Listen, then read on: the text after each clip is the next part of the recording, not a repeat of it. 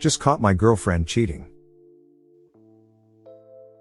I usually come home at around 8 p.m. I'm exhausted. As soon as I pull up I feel that something is off. At that moment I just tell myself that I must have watched too many stupid movies. I don't know why, but I felt like being quiet. I opened the door silently and entered. And there I was witnessing the scene. My girlfriend with another dude. The guy's first reaction was to jump off of her. I couldn't see his face in the dim light of the living room. The dude was acting weird. He pulled his pants back up and ran into the kitchen unexpectedly. She was shocked. She didn't dare to move while I stood there and said nothing. And suddenly the dude comes back from the kitchen with a fucking knife. A fucking knife. This is where I lost it. I said the most stupid thing ever. Bro, why you bringing me that knife? I already know it's real shiny and cuts real nice. He had a stupid look on his face. He was just standing there not knowing what to do anymore. So I asked him right away. What do you feel right now? He didn't answer. You can be honest with me, it's all good. I explained in a calm voice. For some reason I just felt a certain peace at that moment.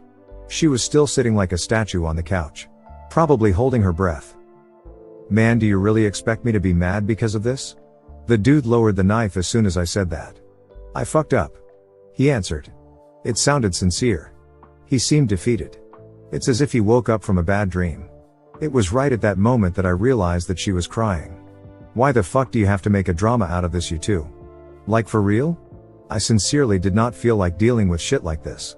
I had a smile on my face right then and there. It's the type of smile that you may have when you're sure the situation is fucked and you can't do shit about it. Listen dude, I'm good. I'm not mad. All I'll ask is for you to leave, and that's it if that's not too much to ask. Thankfully he did not complicate things and just left. I then came back to my girlfriend. I sat next to her. Seeing how much she was crying was quite uncomfortable. Don't cry baby girl, it's alright. She started crying even more. She repeated so many times how sorry she was. And all this did was make me feel like laughing at this ridiculous situation. I got a full speech from her about how she loved me and this was a mistake and so on. The typical BS. The only thing I kept telling her was that it was alright. I poured myself a glass of whiskey and waited a bit for her to calm down. It wasn't an easy thing to do, but somehow I felt like I was prepared for this shit. I've been betrayed by my own family members in the past who rejected me all my life to came back when I started being successful with my investments and career. David Goggins didn't help in making me a realistic motherfucker either. So I said the most sincere shit I have ever said I feel. Don't cry baby girl, it's alright. I loved you but it's no biggie really, that's life. She kept trying to interrupt me. Please let me finish baby girl, okay? Listen, this is life. There's nothing to cry about. You're free and I'm not holding you hostage here. You know that's not how I am, right? You made your mind up about all this. And it's all good, I respect this.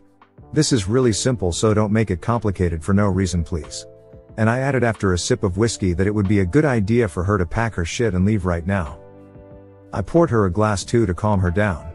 She was still crying and it started feeling really childish. Do you see the situation? I'm not mad, but you do understand, right?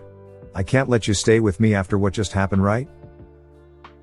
She tried to argue herself out of the situation, but she just couldn't because facts are facts.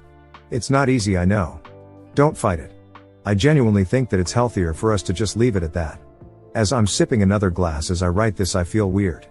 I helped her pack her shit and she's out now, not without more arguing. I don't feel bad though. I feel a little sad, but it's normal and also really nothing. I don't feel disappointment nor cheated, as life taught me to not expect shit from people. We can't control people, so I can't even be mad. And we've just been together for a bit over a year. We had great moments. Maybe I was too calm and emotionless? I kind of surprised myself in how calm I was.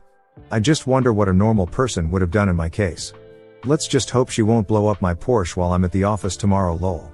What a fucking evening. Comment. You handled this like a motherfucking man.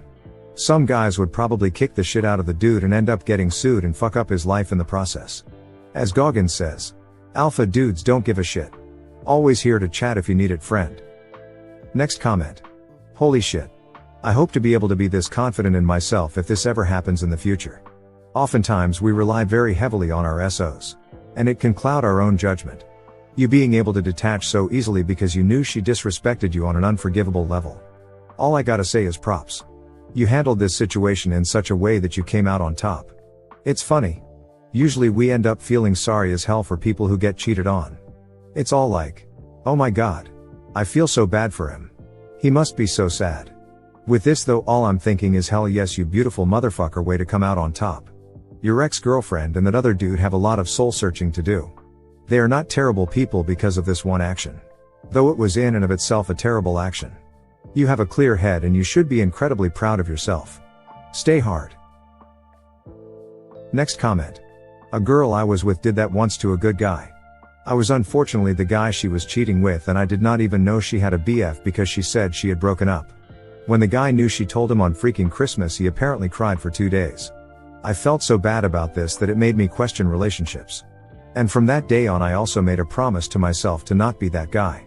It took a long time to get my head around this, but I just came to the conclusion that you may love someone but you should not cling to them and not expect things to last forever.